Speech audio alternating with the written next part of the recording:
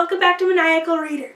Today I'm going to be talking about the book Everything Everything by Nicola Yoon. This book wasn't a planned part of my May TBR, but since I heard that there was a movie coming out, I thought I would read the book and see if I liked it. I had heard of this book a couple of years ago when it first came out, but I wanted to read it since there was a lot of buzz around it with the movie coming out. This book is a YA contemporary standalone, and it follows this girl named Madeline. Madeline is an 18-year-old girl who's never been outside in her life because she has this immunodeficiency disease that if she goes outside or touches anything, she could die. She lives with her mom, and she also lives with a nurse named Carla. Her and her mom are close, and they do everything together. And she's really close with her nurse, Carla, who's been with her for 15 years. Since her life is pretty routine, she's all right with it. But this all changes when her new neighbor moves across the street, and her new neighbor is named Ollie. She finds herself fascinated with Ollie since she's hardly ever in contact with other people other than her mom and her nurse. Ollie and her develop a friendship through IM since they talk over the computer. But soon, her feelings for Ollie change and she develops a crush on him. That's the basic premise of this book, and this video is going to be a full book talk. So if you haven't read this book, you should read the book and then come back and watch this video. I liked Madeline as a character in this book. I felt that she was a quiet girl, but she was also very smart. I also liked Ollie as a character. He seemed very nice towards Madeline and he seemed to really like her. But I didn't really find their relationship to be believable. I felt like it developed too quickly in my opinion, and the relationship was sort of insta-love, which I didn't really like. I also liked discovering more about Ollie as the book went on. He lives with his mom and his younger sister, but he doesn't have a good relationship with his dad, since his dad is abusive towards his mom and doesn't really care much for his kids. So he's dealing with his own problems as well. In terms of the plot, at the start of the book, I felt like the plot kind of dragged on because Ollie and Madeline communicate solely through IM, and because of that, I felt that the plot dragged. But later on in the book, Nurse Carla realizes that she's been communicating with Ollie and agrees to let them meet. I liked when they met each other for the first time, and this is when he could actually physically interact with each other in the same room. I liked their interaction once they met each other for the first time. I thought it was sweet. This made their relationship sort of more believable to me. I also liked the other interactions between them. I thought it was sweet when they first kissed as well, even though they're not supposed to touch each other. You could tell that Madeline is gaining courage and doesn't really care about what happens to her, since her strongest desire is to be with Ollie.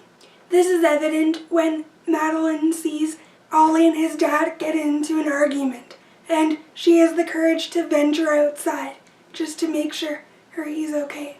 I could tell that she really liked him, and there was no turning back from this. I also liked Madeline's mom in this book, even though I was somewhat against her in this book because she wouldn't let Madeline go outside. I understand her intentions and that she's just trying to protect her daughter, so I understood her perspective as well, even though she was against Maddie and Ollie's relationship. Early on in the story, the reader learns that Madeline lost her father and her brother years ago in a car accident.